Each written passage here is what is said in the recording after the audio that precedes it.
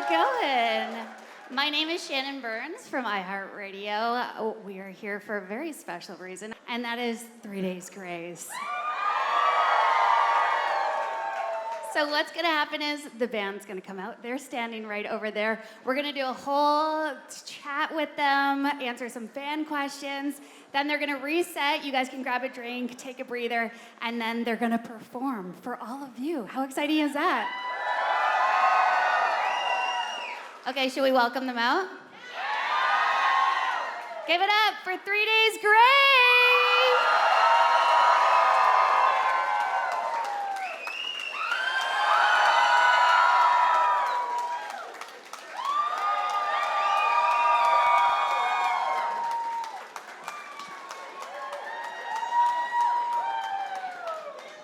Hello. It feels good. I could get used to this. Yeah, it's quite the welcome. Cheering, it's nice. Amazing. Thank you guys so much for being here. Of course. Obviously, the fans are excited.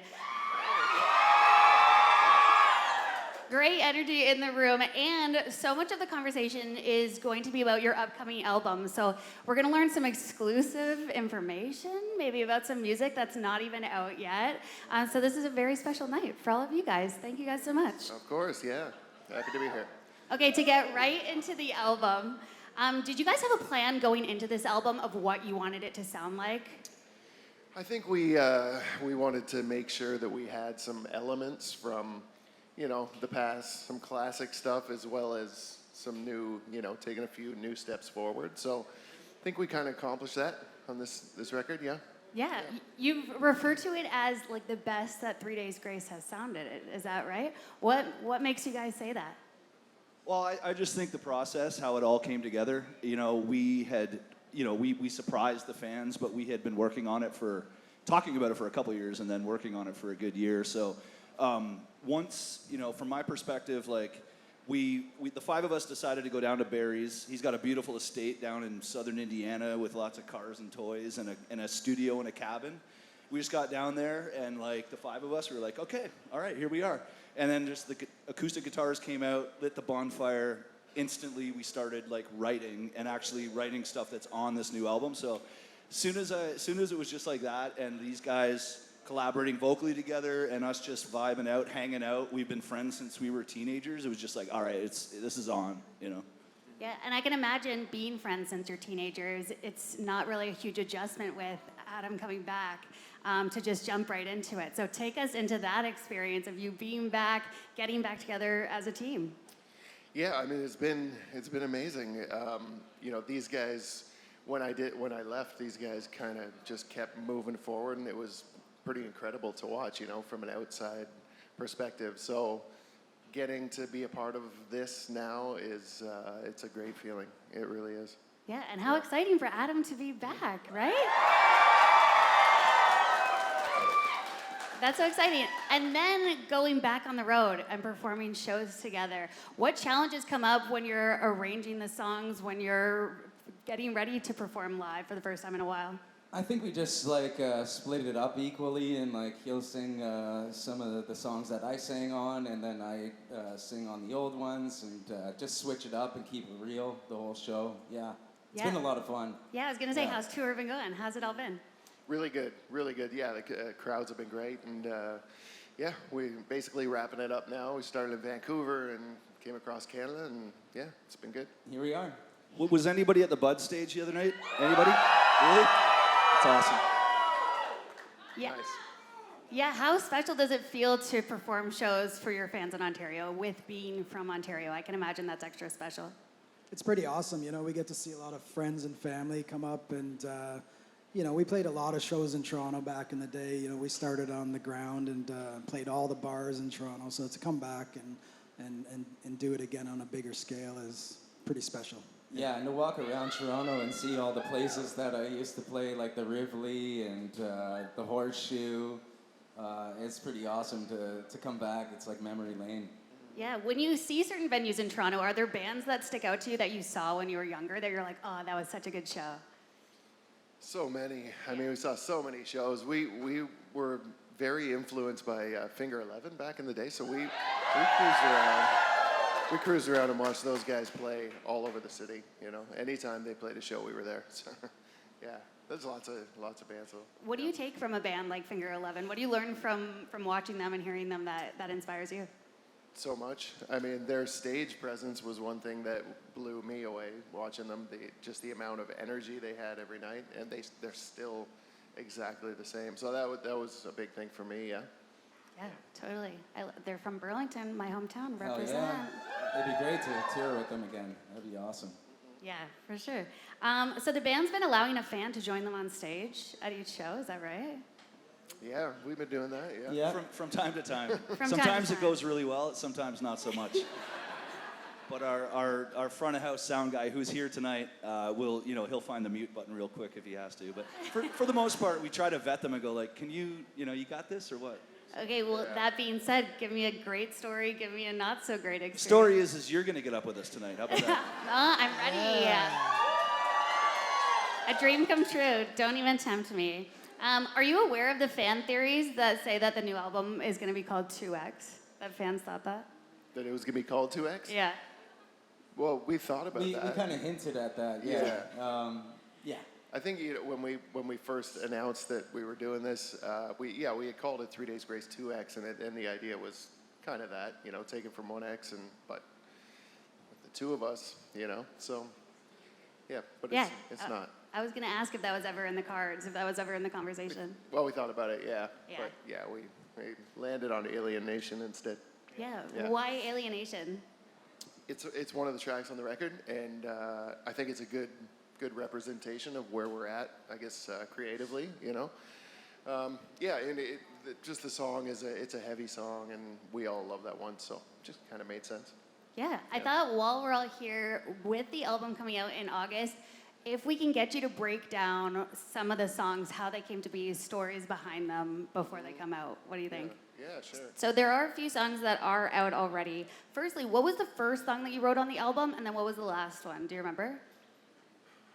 Pretty sure Mayday was Yeah, I the think Mayday was the first song we wrote. yeah. Yeah, that was like I was saying before, like when we first got to Barry's house and got the guitars out and stuff, it's like 3 hours later we had the bones for Mayday. Yeah. It was like, okay, this is cool. So Yeah. I mean that song is it's a social commentary about, feeling like you're moving through life in 2025, like hurling through space at super rapid time. Everything is coming at you at rapid pace, sensory overload, information overload, things to influence you and try to sell you something or make you believe something or make you like or dislike something. It comes at such a rapid pace now.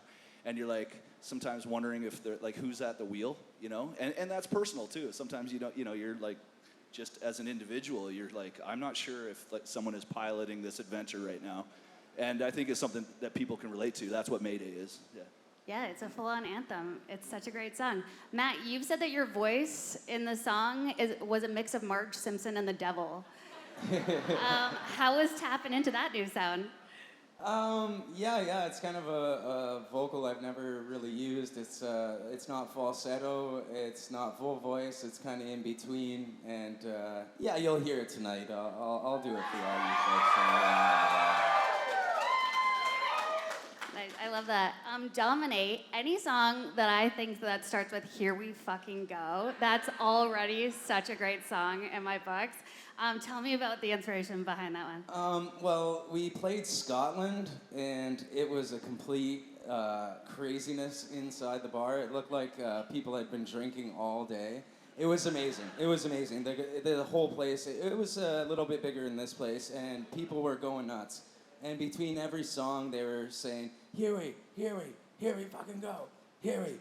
They were spilling beer too. Oh, shit.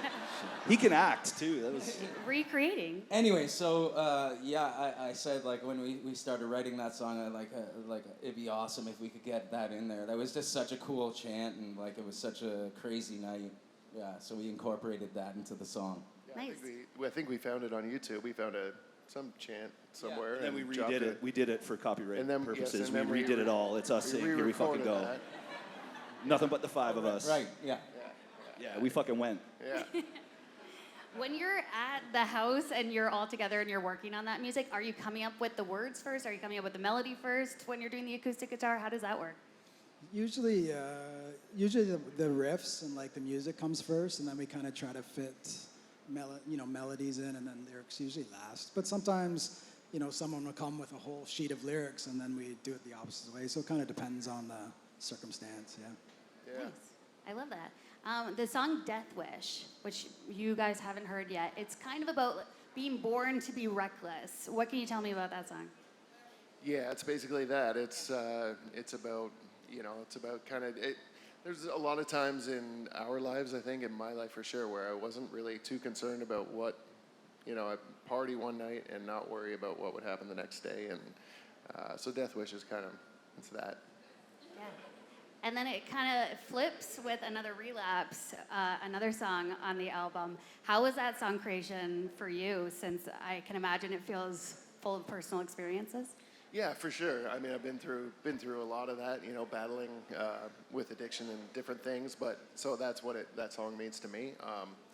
But that's one of my favorites on the album. It's good. Just I think the vibe that we went for on that, it's quite a bit heavier than.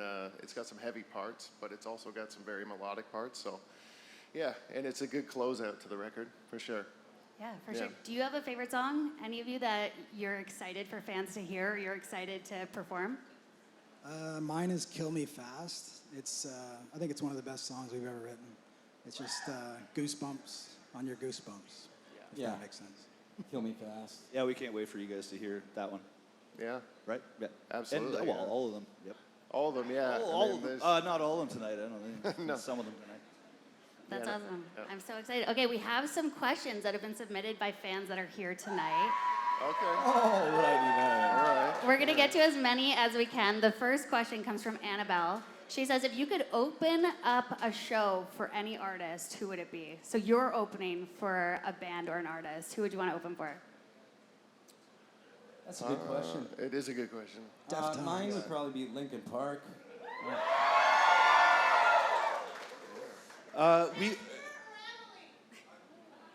That's a good idea too. I didn't hear what it was, but. Oh, with Chester. Definitely with Chester. Either. Yeah, Chester. Either. He's, yeah.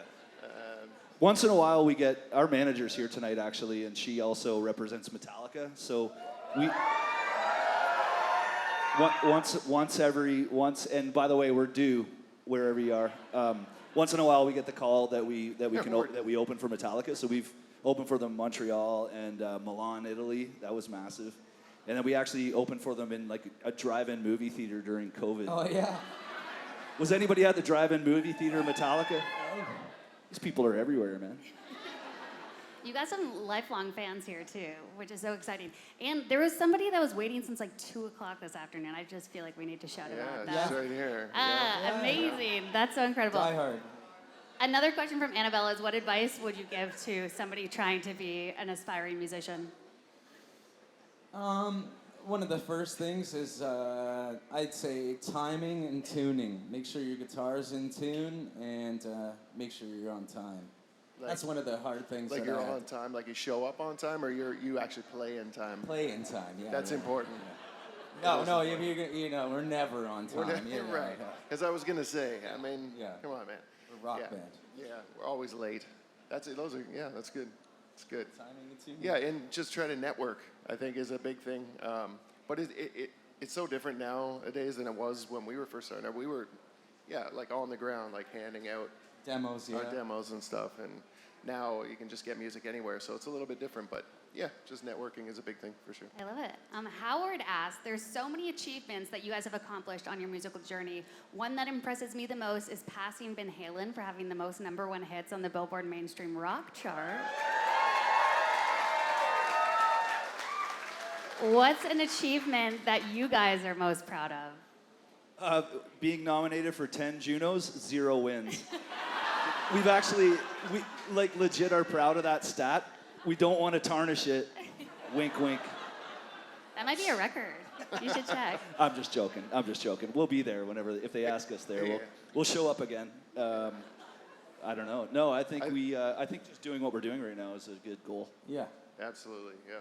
Yeah, no in particular moment. Well, I mean, the one that you mentioned is a pretty big one. You know, passing Van Halen for good I songs. remember It's pretty cool. 2006, we won the Billboard Award for Song of the Year, Rock Song of the Year.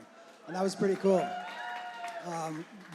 Def Leppard gave us the award, and then afterwards they said, "Thanks for keeping rock alive, mate." And that blew my mind. You know, that's like huge. We have beautiful iHeart awards at home as well. So we won an iHeart back in. He and I went down. Yeah, that was great. Yeah. So thank you. Thanks. Yeah, we You're won welcome. iron. It's shiny. That was all me.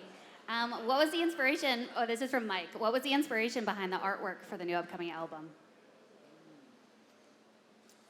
I think it's similar to 1X.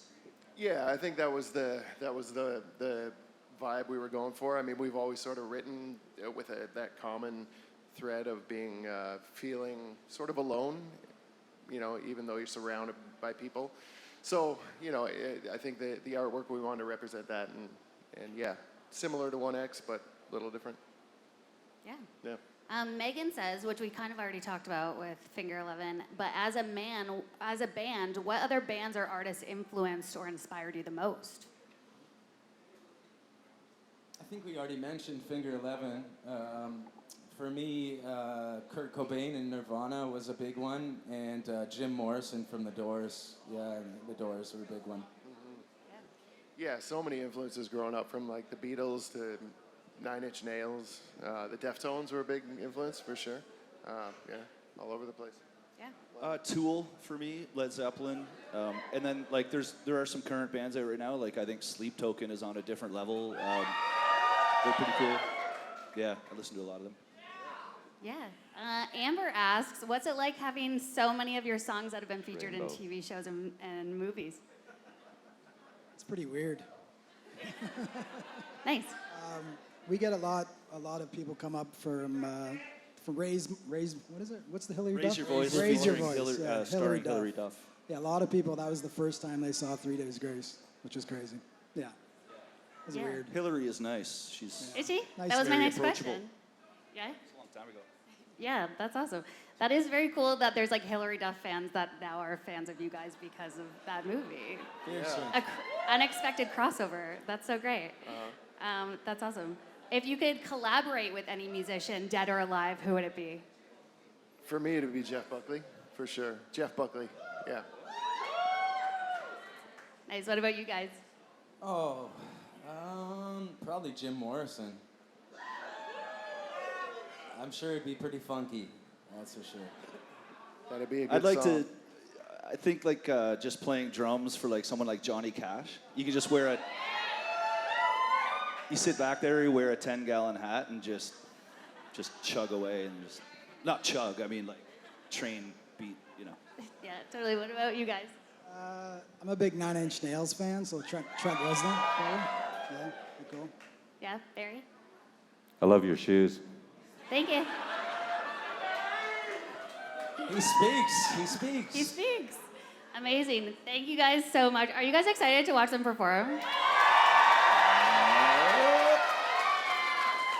It's going to be a wicked show, so thank you guys so much. Anything else you want to say? Thank you. Of course. No, I think that covered it.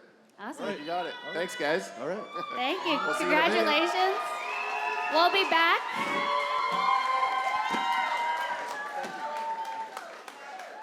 Thank you guys. Give it up one more time. 3 Days Grace.